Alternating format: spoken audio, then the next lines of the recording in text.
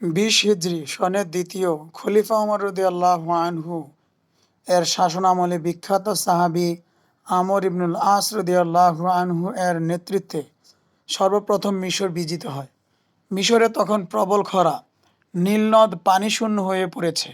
সেনাপতি আমরের নিকট সেখানকার অধিবাসীরা অভিযোগ তুলল, হে আমির, নীলনদ তো একটি নির্দিষ্ট নিয়ম পালন করা ছাড়া প্রবাহিত হয় না। তিনি বললেন, সেটা কি? তারা বলল, এই মাসের 28 দিন অতিবাহিত হওয়ার পর আমরা কোনো এক সুন্দরী যুবতীকে নির্বাচন করি। অতঃপর তার পিতামাতাকে রাজি করিয়ে তাকে সুন্দরতম অলঙ্কারাদি ও উত্তম পোশাক পরিধান করানোর পর নীল নদে নিক্ষেপ করব। আমর ইবনুল আস তাদেরকে বললেন, ইসলামে এ কাজের কোনো অনুমোদন নেই, কেননা ইসলাম প্রাচীন সব জাহিলি রীতিনীতিকে ধ্বংস করে দেয়।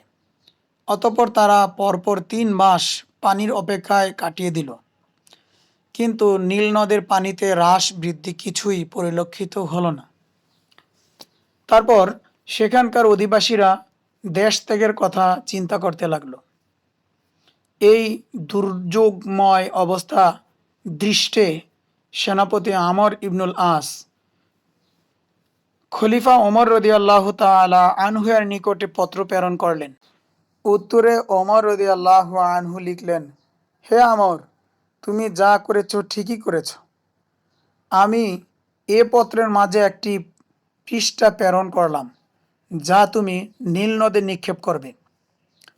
ওমরের পত্র যখন আমরের নিকটে পৌঁছল, তখন তিনি পত্রটি খুলে তাতে এই বাক্যগুলো লিখিত দেখলেন, আল্লাহর বান্দা আমিরুল মুমিনিন ওমর এর পক্ষ থেকে মিশরের নীল নদের প্রতি, যদি তুমি নিজেই প্রবাহিত হয়ে থাকো তবে প্রবাহিত হইও না, আর যদি একক সত্তা মহাপরাক্রমশালী আল্লাহ তোমাকে প্রবাহিত করান, তবে আমরা আল্লাহর নিকটে প্রার্থনা করছি যেন তিনি তোমাকে প্রবাহিত করেন।